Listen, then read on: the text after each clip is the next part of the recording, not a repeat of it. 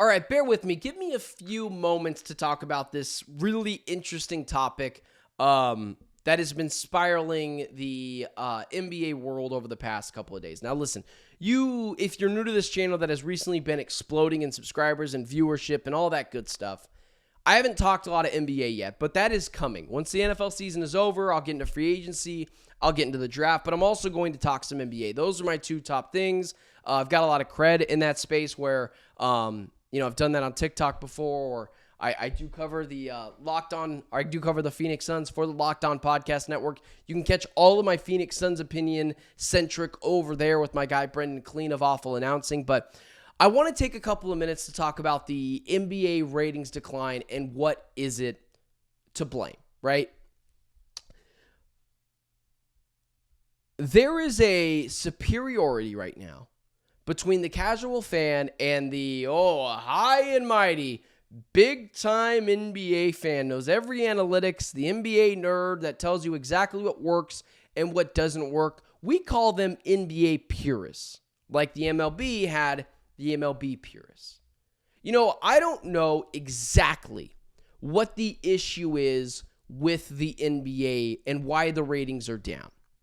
But I do know there's a problem. If you're asking me what the main issue is, it's too many fouls, especially late in games, too many touch fouls, and the fact that, man, it is like a YMCA watching these games where it's a lot of three-pointers and a lot of shot chucking in these games. A lot of three-point shots. I think the Pistons and Bulls played a couple of days ago, and they combined for like 60 misses from threes. It was an NBA record. It's not fun to watch. It might be more fundamentally sound, or it might be a better analytically, but it's not always what's best for the sport. But that's not what I want to get to, right? I don't know exactly what the issue is. I think it's kind of a combination of things, and it's things that can be tweaked. But here's the issue. It's the same battle we were fighting with the baseball purists. I love baseball.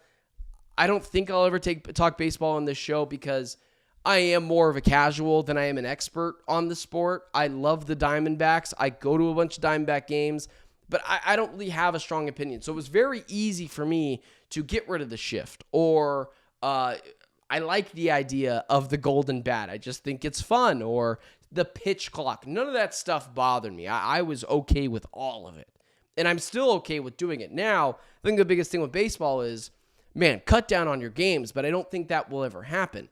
The NBA purists are starting to have some of those similar issues where I saw someone tweet the other day, and a guy I went to college with, I don't want to say we're friends. We obviously don't have any issues with each other, but I would say we're acquaintances. I know him.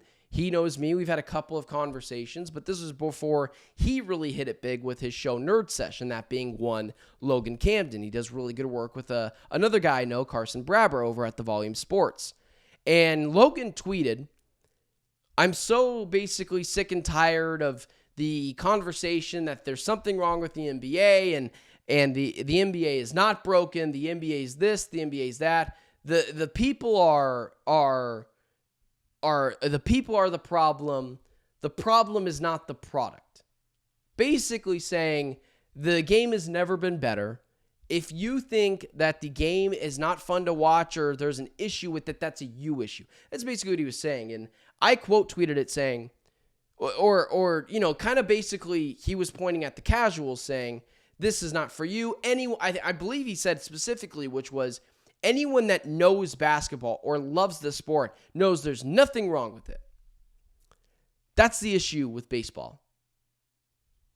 Admitting you have an issue is the first step to solving the issue or that being said problem. The people out there that are saying that there's no issues with the NBA's viewership decline and the game has never been better, it's the casuals' fault for the decline of the TV ratings and that it's not the NBA's fault and the game has never been better. My guy, this sport, along with football and along with soccer and along with hockey and along with baseball, the diehards, the fanboys, the watch every single game diehard fan is not what drives the sport. You might not like it, But the only way for every sport to succeed is to have what? The casual fan. Yep, the big C word, the casual fan. You have to have a diverse fan base that just says, oh, well, LeBron's on? Sure, I'll watch that game. I don't really have a team, or I kind of root for the Lakers, but I more so just like watching the product. The casual is what will always drive the NBA, the NFL, baseball, soccer, whatever it is. So you might feel high and mighty because you still love the sport and you love all of the really great stuff it brings. You enjoy watching 73s chucked in a night. Listen, I consider myself a basketball expert. I cover the Phoenix Suns for the Locked On Podcast Network, and even I understand this sport has an issue. I have the credentials. I cover the Phoenix Suns. But the viewership of it is an issue, and not admitting you have a problem and putting the bird box blinders on, that's a you issue. It's not the casuals' fault that they don't want to watch the games. So if there needs to be drastic changes made to the NBA to help with viewership, that should absolutely happen. The baseball purists told us that banning the shift was going to end the sport, and implementing the pitch clock would be stupid, and the golden at-bat rule wouldn't help anyone. And yet baseball ratings are up. The NFL has constantly tweaked things, and the NFL's ratings are up. My guy, I know you're a diehard. I know you consider yourself a purist. You're not a casual. You snub your noses to the casuals. That's a you issue, because the sport will never thrive because of the 10% diehards or real basketball fans. It will always survive off the casuals. The people that see a game and go, oh yeah, sure, I'll watch that, but don't deep dive into the analytics. Shooting more three-pointers and getting to the foul line James Harden style or Joel Embiid style or Shai Gilgeous-Alexander style might be the smarter thing to do. But that can be the smarter thing to do with half the audience. What this is and always will be is a business. And the NBA does need to make changes.